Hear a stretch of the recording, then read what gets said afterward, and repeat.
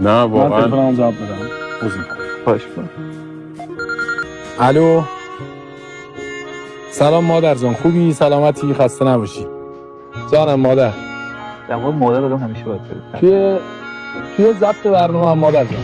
قربونت برم مامان. مادر عزیز دلم، خداحافظ. من مادرم هر وقت زنگ میزنه جواب میدم. ما هم همینطوری این بود. گریه کنیم. مامان جان سر ضبطم به زنگ میزنم. خداحافظ. سلام میرسونم سر ضبطم ببخش. مامانی سر ضبطم قربونت برم خداحافظ. چون مادر بود نمیتونستم. فدا چون خوب کاری کردی. کی بود؟ هیچکی یه اسمم داره دیگه نه؟ ماسنا بود. مادرت؟ بله. وقت مادر هیچکیه؟ میگفتم ساندویچ اونو بخوریم. ساندویچ رو سرت بخوره. مادر هیچکی مادر همه چیه. باشه من خودت اون روز باید چی گفتم؟ گفتی اگه پیش خودم بودی مادر که تلفن کرد گوشی رو بردار.